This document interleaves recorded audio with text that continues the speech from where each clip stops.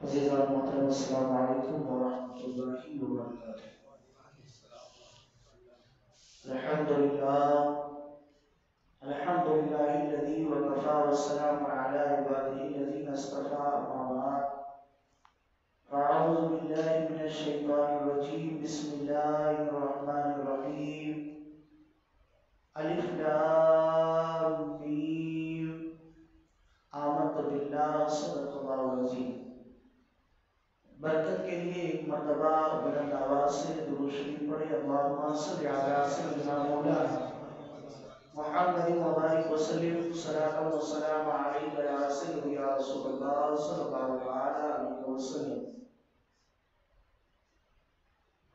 اللہ تبارک و تعالیٰ کا شکر ہے، اللہ کا کرم ہے کہ اللہ تبارک و تعالیٰ نے پھر سے ہمیں ایک موقع عطا فرمایا اور ہم اور آپ اللہ کا مقدس کلام سیکھنے سمجھنے کے لیے یہاں پر حاضر ہیں، اس لیے کہ خود اللہ کے رسول صلی اللہ علیہ وسلم کا فرمان ہے، خیرکم من تعلم القرآن وعلمہ، تم میں بہترین وہ لوگ ہیں جو قرآن سیکھے بھی اور قرآن سکھائے بھی۔ الحمدللہ مسلسل کئی ہفتوں سے ہم لوگ اس حدیث پر عمل کرنے کی کوشش کر رہے ہیں، اور جو بندہ حدیث پر عمل کرنے کی کوشش ہی کرتا ہے اللہ اس کے لیے بہت سارے راستے پیدا فرما دیتا ہے۔ اللہ نے خود قرآن میں فرمایا کہ میرا بندہ اگر نیکی کی طرف جاتا ہے تو میں اس کے لیے سبلنا یعنی بہت سارے راستے پیدا فرما دیتا ہوں۔ ہم اسی طرف چل رہے ہیں۔ اللہ تعالیٰ ہماری اس محفل کو قبول فرمائے۔ سورہ فاتحہ کافی تفصیل کے ساتھ ہم لوگوں نے تشریح اور جو بھی ہوا قرآن حدیث اور مفسرین کی روشنی میں ہم نے اسے سماعت کی۔ پچھلے ہفتہ ہم لوگوں نے سورۃ البقرہ، اس کی فضیلت اور کچھ تعارف اس کے بارے میں سنا تھا۔ آج انشاءاللہ تبارک و تعالی قرآن پاک کی سورۃ البقرہ میں جو ابتدائی آیت ہے الف لام میم، یہ ایک آیت ہی ہے، اس کے بارے میں کچھ سننے سے پہلے قرآن پاک کے اعجاز پر ایک چھوٹا سا مقدمہ، ایک چھوٹی سی گفتگو ہو جائے جو ہمارے لیے بہت فائدے مند ہو۔ الحمدللہ ہماری اس درس قرآن کی محفل میں بہت سارے ٹیچر لوگ ہیں، بہت سارے اسکول سے وابستہ افراد ہیں، اور نہیں بھی ہیں تو الحمدللہ سب بہت اچھے جانکار پڑھے لکھے ہیں الحمدللہ۔ قرآن پاک کی ترتیب کے اعتبار سے دوسرے نمبر کی جو سورت ہے وہ سورۃ البقرہ ہے، جو آج ہم لوگ ترتیب کے اعتبار سے پڑھتے ہیں۔ پہلے سورہ فاتحہ، پھر سورۃ البقرہ، پھر سورہ آل عمران، پھر سورہ نساء، اس طریقے سے ترتیب کے اعتبار سے دوسرے نمبر کی جو سورت ہے وہ ہے سورۃ البقرہ۔ اور یہ سورۃ البقرہ میں کل آیتیں 286۔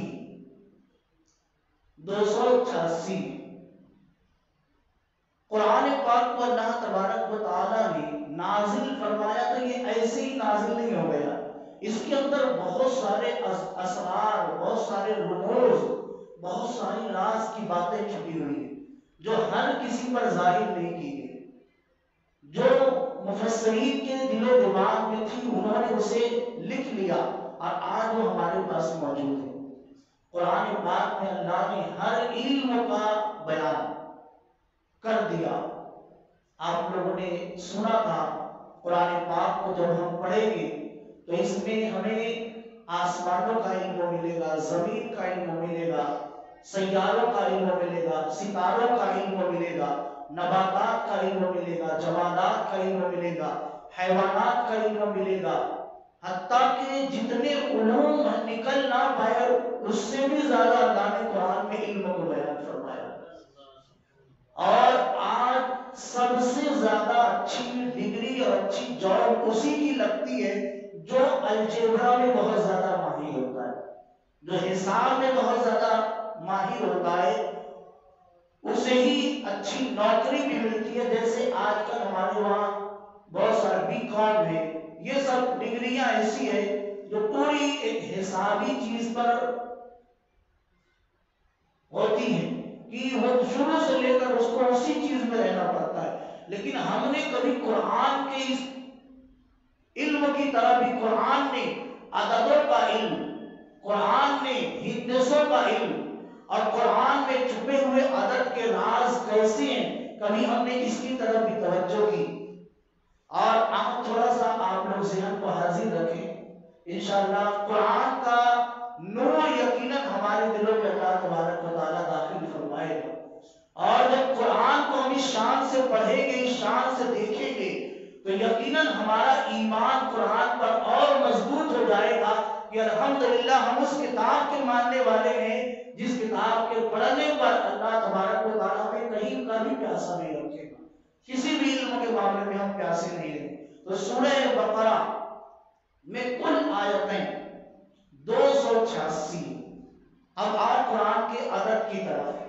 قرآن میں عددوں کا نظام کتنا بہترین، اور جب ایک طالب علم جب حساب کے معاملات کو حل کرتا ہے تو اگر ایک چیز بھی پرفیکٹ نہیں ہوتی ہے تو نیچے کا جواب غلط ہی آتا ہے، اس میں اس طرح اسٹیپ بائی اسٹیپ آنا پڑتا ہے۔ تو آپ قرآن کے عددی نظام کو جب دیکھیں گے تو وہاں بھی پورا ایک سسٹم لگا ہوا ہے، اور یہ سسٹم یقیناً اللہ پر اور قرآن پر ہمارے ایمان کو اور مضبوط کر دیتا ہے کہ آج لوگ اسے پڑھ کر یہ تحقیق کر رہے ہیں، لیکن ایک مسلمان تو اس پر مکمل ایمان رکھتا ہے اور مزید اس پر وہ خوش بھی ہو جاتا ہے۔ 286 آیتیں ہیں۔ اب آپ اس میں دیکھیں، 2 کو ہٹا دیں گے تو 86 بچے گا، اور 86 جو یہ ہے، یہ قرآن پاک میں صورتیں 2 طریقے کی ہیں، ایک مکی صورت ہے، ایک مدنی صورت ہے۔ آپ نے شروع میں سنا تھا، تو یہ صرف 86 جو صورتیں ہیں یہ قرآن پاک میں مکی صورتوں کی تعداد کے برابر ہے۔ اور اب ایک طرف سے ہم نے 2 ہٹایا، 86 بچا۔ اب جب ہم 6 ہٹا دیں گے تو 28 بچے گا، اور یہ 28 صرف مدنی صورتوں کی تعداد ہے۔ اور جب ہم ان دونوں کو ملائیں گے تو 114 کی تعداد ہو جائے گی، اور قرآن میں 114 ہی صورتیں موجود ہیں۔ قرآن میں 114 ہی صورتیں موجود ہیں۔ آئیے اور ہم لوگ دیکھتے ہیں کہ اللہ پاک نے قرآن پاک کو کس اعجاز اور کس شان سے نازل فرمایا۔ یہی وجہ ہے نا کہ عرب کے لوگ بنانے سے عاجز آ گئے، نہیں بنا پائے تھے، ایک آیت نہیں بنا پائے، کچھ نہیں بنا پائے۔ اب اللہ تعالیٰ نے قرآن پاک میں جو الفاظ استعمال کیے ہیں، پچھلے ہی ہفتہ ہم لوگوں نے سنا کہ کوئی بھی ایک ایسا لفظ نہیں ہے جو فصیح اور بلیغ نہ ہو، یعنی جتنے فصیح اور بلیغ الفاظ تھے سب کا استعمال قرآن پاک ہی میں کیا گیا، کیونکہ یہ بندوں کا بنایا ہوا نہیں ہے تو اللہ کا کلام۔ لیکن اس میں نظام یہ رکھا گیا کہ جیسے مثال کے طور پر دن اور مہینہ، قرآن پاک میں عربی زبان میں لفظ شہر کو مہینہ کہتے ہیں۔ جیسے قرآن پاک کو اللہ تبارک و تعالیٰ نے شہر رمضان الذی انزل فیہ القرآن، شہر رمضان، رمضان کا مہینہ، اللہ تعالیٰ نے قرآن پاک کو رمضان کے مہینے میں نازل فرمایا۔ اور یہ لفظ شہر عربی ہے، لیکن اس کا مطلب اردو میں ہوتا ہے مہینہ، اور پورے قرآن مقدس میں اس لفظ کو اللہ نے 12 مرتبہ استعمال فرمایا۔ کیا سمجھ میں آیا اس سے یہی سمجھ میں آیا کہ یہ 12 مرتبہ استعمال کرنے کی وجہ صرف یہی ہے کہ پورے 12 مہینے ہوتے تو 1 سال جا کر بنتا، اور 12 ہی مرتبہ قرآن مقدس میں اس کا استعمال ہوا۔ اور لفظ یوم یعنی دن، قرآن پاک میں، پورے قرآن پاک میں لفظ یوم 360 مرتبہ استعمال ہوا، اور انگریزی مہینے کے اعتبار سے 365 دن کا ایک سال ہوتا ہے، لیکن جب اسلامی مہینہ دیکھا جائے تو 360 دن کا ایک سال ہوتا ہے، اور یوم کا لفظ اللہ نے قرآن پاک میں 360 مرتبہ استعمال کیا، 360 مرتبہ۔ یہ نظام ہے قرآن پاک کا، یعنی تھوڑا بھی ادھر ادھر نہیں ہوا۔ شہر کو 12 ہی مرتبہ استعمال کیا گیا، یوم کو 360 مرتبہ ہی استعمال کیا گیا، کیونکہ یوم دن کو بولتے ہیں اور 360 دن ہوتے ہیں، تو اسلامی اعتبار سے ایک سال کہلاتا ہے، لیکن انگریزی مہینے کے اعتبار سے 365 دن ہوتا ہے، تو وہ ایک سال کہلاتا ہے۔ اسی طریقے سے آپ اور دیکھیں، اللہ تعالیٰ نے خیر کا بھی ذکر فرمایا تو شر کا بھی ذکر فرمایا، اللہ نے بھلائی کا ذکر فرمایا تو اللہ تبارک و تعالیٰ نے برائی کو بھی بیان کیا کہ یہ چیزیں برائی ہے، لیکن نظام اتنا اچھا رکھا۔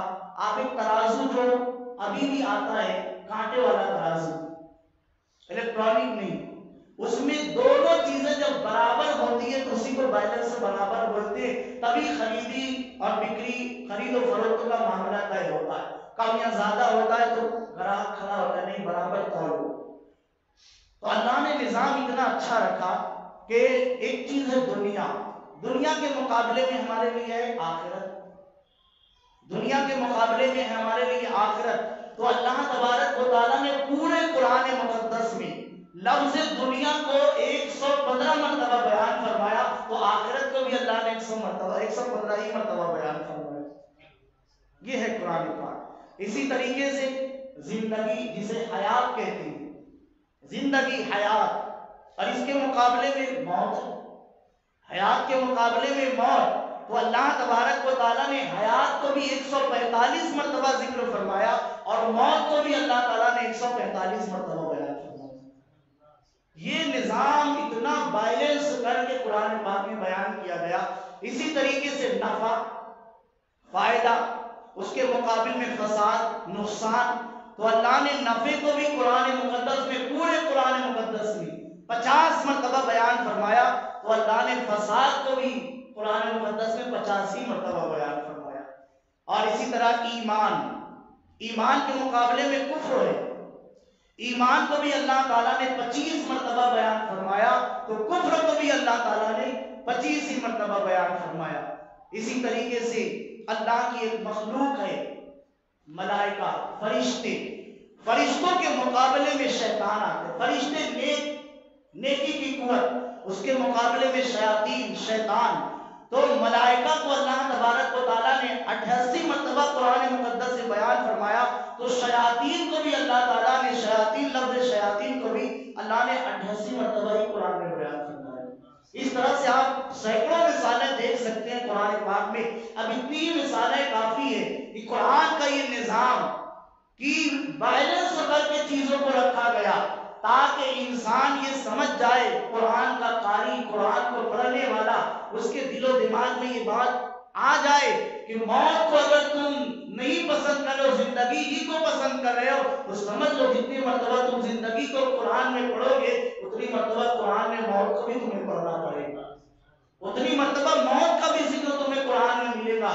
ایمان کے بارے میں تم جتنی پختگی پیدا کرو گے، تو ایمان کے مقابلے میں کفر ہے، آپ کو کفر سے بھی ڈرنا ہوگا کہ کہیں ایسا نہ ہو کہ کہیں خاتمہ ایمان پر ہو یا کفر پر ہو، تاکہ دونوں چیزوں کو آپ دیکھتے رہو، اور جس چیز پر تمہیں مضبوطی سے قائم رہنا ہے اسی سے مضبوطی سے قائم رہو۔ یہ قرآن کا ایک انداز ہے۔ اسی طریقے سے اور دیکھتے ہیں ہم لوگ ایک چیز اور، قرآن پاک کی ہر سورت کے شروع میں بسم اللہ الرحمن الرحیم ہم پڑھتے ہیں، بالکل پڑھتے ہیں، لیکن اس سے پہلے ایک بات اور ہم لوگ سن لیتے ہیں کہ اللہ تبارک و تعالیٰ نے کلام اللہ میں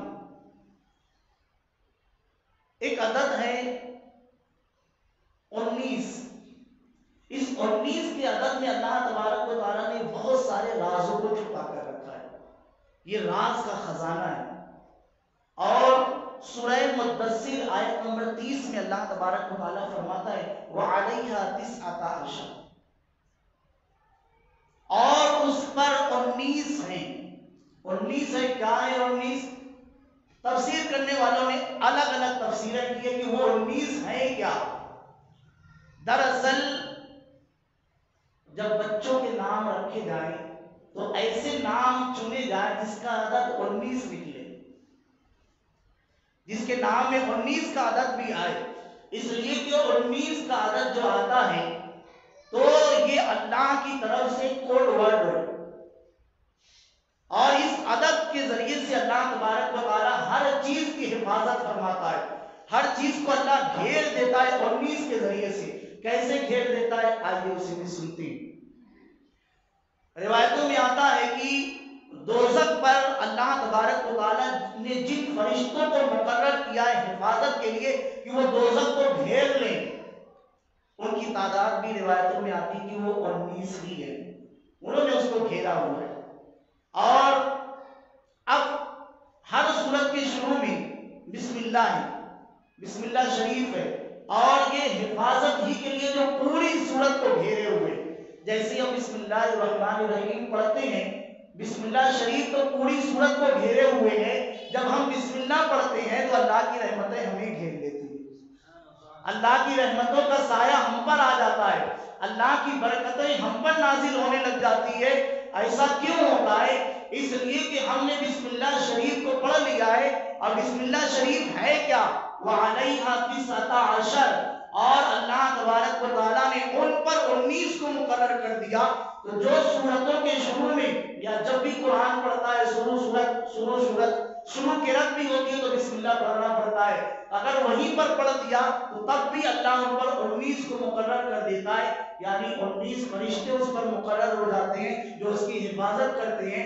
اللہ 19 دروازے اس کے لیے کھول دیتا ہے، اللہ اس پر 19 رزق کے دروازوں کو کھول دیتا ہے، اللہ اس کے 19 درجے بڑھا دیتا ہے، اللہ تعالیٰ اس پر 19 رحمتیں نازل فرماتا ہے، اللہ اس کا 19 مرتبہ اللہ تبارک و تعالیٰ فرشتوں میں اس کا ذکر خیر فرماتا ہے، اللہ تبارک و تعالیٰ 19 مرتبہ اس کا فرشتوں سے جنت میں نام لکھوا دیتا ہے۔ یہ کیوں؟ بسم اللہ الرحمن الرحیم۔ اب تھوڑا سا دھیان رکھیں، یہ جو بسم اللہ الرحمن الرحیم ہے، اس کو جب ہم توڑیں گے نا، سمجھانے کے لیے کہہ رہا ہوں، با سین میم الف لام لام ہا، الف لام را ہا، میم نون الف لام را ہا، یا میم، تو یہ پورے 19 ہی ہوں گے، یہ پورے حروف کتنے ہوں گے؟ 19 ہی ہوں گے۔ اب اس کو گینے انگلیوں کا، یہ پورے 19 ہوں گے، اور اللہ نے یہی فرمایا ہے کہ یہ جو 19 ہیں ہر سورتوں کے شروع میں ہم نے اسے حفاظت کا ایک کوڈ ورڈ مقرر کر دیا، اور اسی لیے ہم نے ہر سورت کے شروع میں اسے شامل فرما دیا۔ اب اعتراض کرنے والے اعتراض یہ کریں گے، ٹھیک ہے سورہ توبہ میں تو ہے نہیں، تو اب اس کو کیسے گھیریں گے؟ تو عددی نظام بھی درہم برہم ہو جاتا، کیونکہ 114 سورتیں ہیں، یہ 113 ہو جاتا بسم اللہ، تو اللہ تعالیٰ نے سورہ نمل میں بھی بسم اللہ کو نازل فرما دیا تاکہ وہ عدد کا جو نظام ہے وہ قائم رہ جائے، تاکہ عددی نظام وہاں سے برباد نہ ہو۔ اس شان سے اللہ تعالیٰ نے قرآن پاک کو نازل فرمایا، اس شان سے قرآن نازل ہوا ہے۔ یہ ایسے ہی بہت حکمت ہر نقطۂ نظر سے جس انداز سے قرآن پاک کو دیکھیں گے وہ ہماری رہنمائی کرے گا۔ جو بھی اس فیلڈ پہ اپنے علم میں جو ماہر ہے وہ اپنے اعتبار سے قرآن میں غوطہ لگائے، اپنے فن کے اعتبار سے قرآن میں اپنی چیزوں کو تلاش کرے۔ معاشیات کا ماہر ہے تو اس کے اندر وہی دیکھے، ارضیات اکنامکس یہ ہو گیا، جغرافی کا ماہر ہے وہ اس کو حساب سے دیکھے، سائنس کا ماہر ہے اس کے حساب سے دیکھے۔ وہ جب وہ اپنے علم اور اپنے فن کے اعتبار سے اس کا شوق اسی میں اور اسی میں دیکھے گا تو قرآن اس میں بھی اس کی امامت کرتا ہوا نظر آئے گا، کیونکہ ہم نے کتاب حق کا قرآن پاک کو چھوڑ کر دوسرے راستہ اختیار کیا تو راستہ ہمیں صحیح نہیں ملا۔ اگر ہم قرآن بھی پڑھتے اور ڈاکٹر بھی ہوتے تو ہم ایک اچھے پکے ڈاکٹر بھی ہوتے اور ایک اچھے مسلمان بھی ہوتے۔ اور دیکھو 19 کی عدد کی ایک بات اور دیکھتے ہیں، سب سے پہلی وحی جو نازل ہوئی اقرا بسم ربک الذی، اس کی ابتدا کی 5 آیتیں نازل ہوئی، 5 آیتیں، اقرا بسم ربک الذی خلق، خلق الانسان من علق، اقرا وربک الاکرم الذی علم بالقلم، علم الانسان ما لم یعلم۔ یہ یہاں تک کی نازل ہوئی پہلی وحی، پہلی وحی۔ اب جب ہم اس کے مرکب الفاظ کو الفاظ کہنے لگے، بسم اللہ میں ہم نے حروف کو توڑا تھا، الگ الگ کیا تھا۔ اب اس میں جب ہم اقرا بسم ربک الذی خلق خلق الانسان من علق، اقرا وربک الاکرم الذی علم بالقلم علم الانسان ما لم یعلم۔ اس کو جب ہم دیکھیں گے، آپ کر بھی لینا گھر پر، تو یہ کچھ اور نہیں بلکہ 19 عدد ہمیں ملتے ہیں۔